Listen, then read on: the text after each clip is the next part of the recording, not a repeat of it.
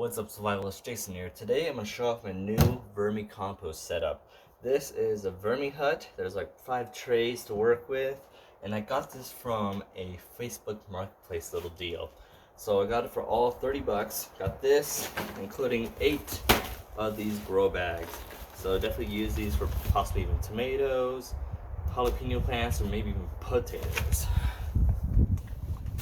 So didn't come with any worms, but I happened to find some actual earthworms from the garden bed, and I may just put some inside of here. See how well these guys do inside of this little bin. So you can see, got the lid right here, plenty of ventilation. Where to find some worms? I got some Uncle Jim's Worm Farm user manual. So VermiTek Vermihut Plus Worm bin is what this one is. It's just a simple little magnet showing what could go inside these. So 5 trays. That's where the worms reside. So maybe just start off with the first one up top here. As you can see, it's been used, but it's alright. Still got some stuff to leave with the worms.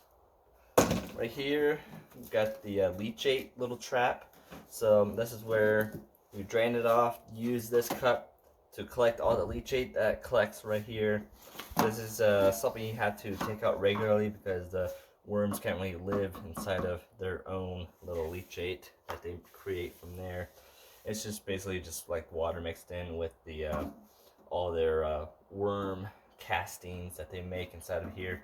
So a nice little drain area, plenty of ventilation for all this to work. So I'm gonna first start out with 1 tray,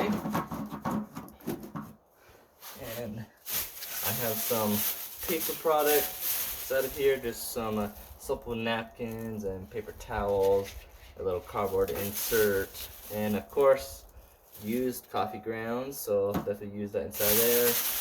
I don't have too much of just actual food for them right now because we haven't been collecting. I actually put it into like an actual compost little pile over there.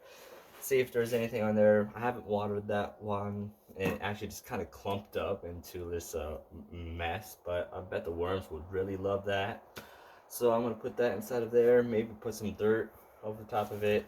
I may just put these napkins on top of it to prevent a lot of the dirt from falling through these holes, just to give it a little bit more of a base before I put all these back in there or into there.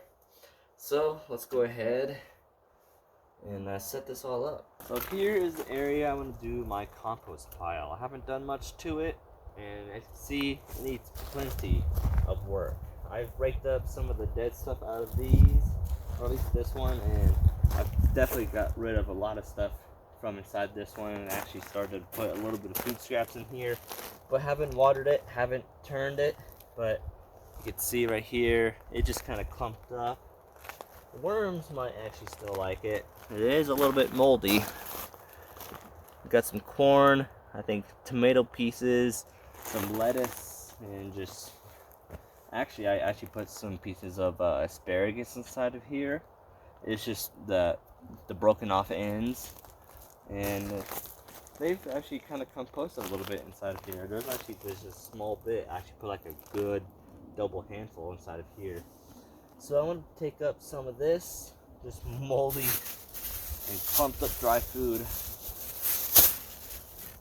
and hopefully the worms like it and doesn't really mess up the dirt too much, or the worm castings doesn't kill them.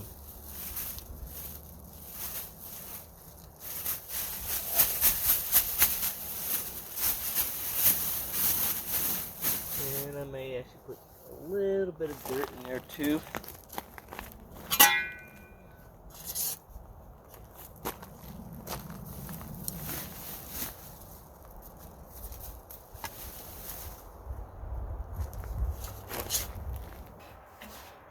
Let's just kind of rough up a bit of this material, give that a nice base.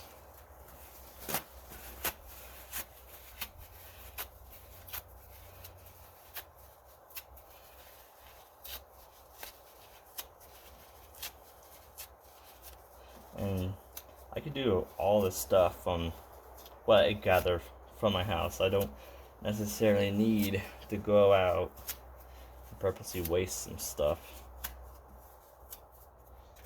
And you can do it too. All you need to do is just look around in your trash. I know it may seem a little weird looking in your own trash, or even ask your family or friends to save it for you, and just put it in a certain type of bin to actually save it all. Now, sometimes definitely gotta watch out if this has any glue on it, but it looks like it's just regular cardboard stuff. And the worms do like cardboard and papery stuff, so they eat right through it. Tried it before when I lived down in the valley of Arizona, and that stuff just pretty much disappeared. But you got to balance it out with green stuff.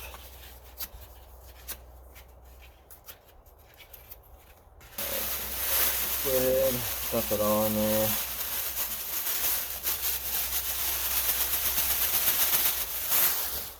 I only have 4 of these worms in here. Alright, I have to add a secret ingredient.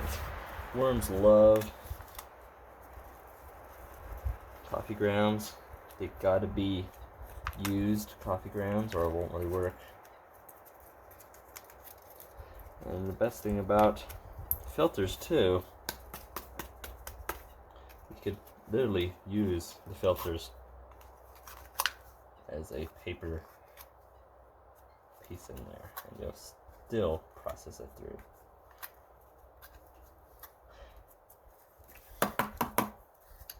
Alright, let's go ahead and grab a little bit more dirt.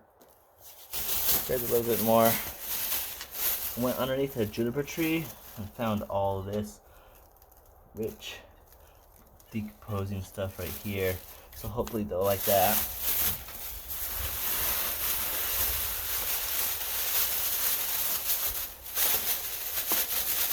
And other thing you possibly add to this to give them a little bit more carbon to go through is punky wood. So definitely kind of break that up in there. Definitely have plenty of punky wood out back. Let's go ahead, put this in there.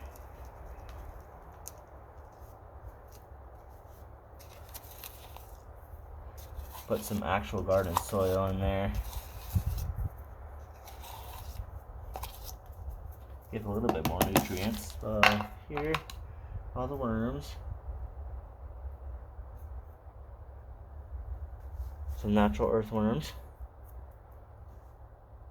Really lively, still alive. So let's go ahead, put them in the middle. I know they'll go through a bunch of this stuff. I'm not sure how long just the 4 of them would do. But that's a nice start, and each time I find an earthworm out there, put them inside of here. I'm not going to take every single one of them. So there's my new Vermicompost setup. I'll definitely keep you guys updated on this and see how well I actually do with it. I may try to start out with actual gardening now. It's starting to warm up. It's probably 65 right now, and it's in April, so hopefully it had the last snow from 2 or 3 weeks ago, and I may actually start putting in the garden soil into my raised beds and hopefully start growing some stuff for you guys, because up here is a different zone what I'm used to from down in the valley. So if you have any tips for me, leave them down below. I want to thank you all for watching. See you next one.